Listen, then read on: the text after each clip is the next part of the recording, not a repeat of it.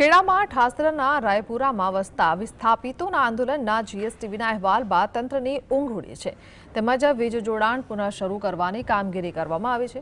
ડાકોરના એમજીવીસીએલની ટીમે વારેગૃહ અને આંગણવાડીમાં વીજ પુરવઠો શરૂ કર્યો છે. બીજી તરફ 48 કલાક બાદ નર્મદા યોજનાના ઇજનેર દ્વારા કનેક્શનના ટેસ્ટિંગ રિપોર્ટ એમજીવીસીએલમાં જમા કરાવ્યા છે. ઠાસરાની બોરડી ગ્રામ પંચાયતના તાબામાં આવેલા રાવપુરાના વિસ્થાપિતોએ વીજ બિલ ભર્યા છતાં વીજ કનેક્શન કપાયાનો આક્ષેપ લગાવ્યો છે. તેમજ 6 દિવસ ડાકોર મહુધા સ્ટેટ હાઈવે પર બેસી વિરોધ કર્યો. આ અંગેના અહેવાલ બાદ તંત્રે એક્શનમાં આવ્યું છે.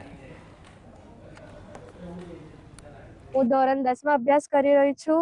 લાઇટ નથી, તે માટે મારું ઓનલાઈન કોઈ પણ પ્રકારનું ભણતર થઈ નથી રહ્યું.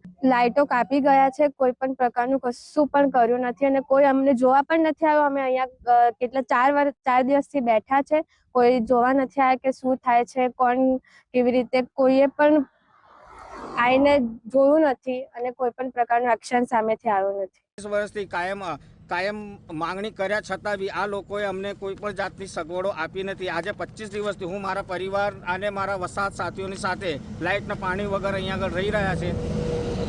તકલીફો એટલી બધી વધી ગઈ છે કે અત્યારે મને જે છે અમને માનસિક અને આર્થિક રીતે બધી રીતે અમે હેરાન થઈ ગયા છે.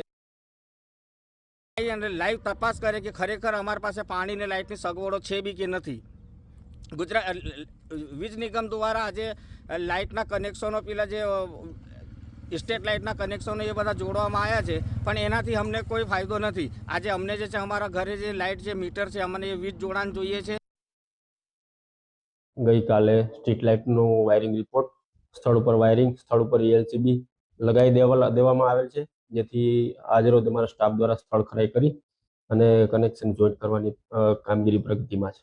વસાહત બોરડી વિસ્તારમાં વસવાટ કરતા રહેવાસીઓ દ્વારા આજ દિન સુધી ડાકોર જીઈબી ખાતે કોઈ પણ રેસિડેન્શિયલ ઘર વપરાશના વીજ જોડાણની માંગણી કરવામાં આવેલી નથી અને હવે તો ઓનલાઈન સિસ્ટમ દ્વારા મારફતે નવીન વીજ કનેક્શનની પ્રોસેસ સુલભ થઈ ગયેલ હોય, તદ્દન ઇઝી હોય, તો એનાથી એ લોકો અરજી કરી શકે.